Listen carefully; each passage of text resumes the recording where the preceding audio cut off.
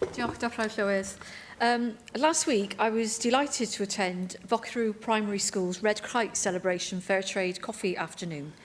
The Red Kite project at the school is designed to develop the pupils to be ethically informed and to hold strong values about the environment and the nature that is around them.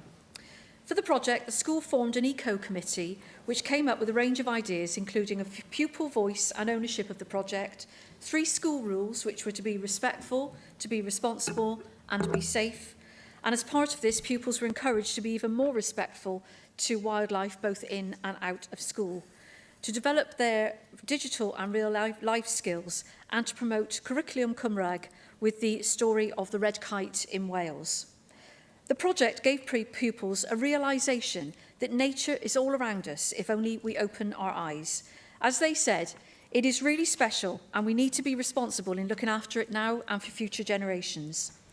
Arising from their activity, the project has not only raised awareness of the red kite, but has also raised money, enabling the school to make a donation to the Gwent Ornithological Society, who use the money to replace nest boxes in the Goetre House wood.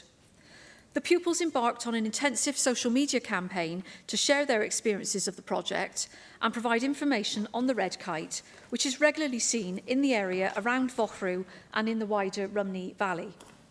The project received its well-earned recognition when it recently won the 2017 Young People's Trust for Environment's Better Energy Schools Award for the Wales and West region.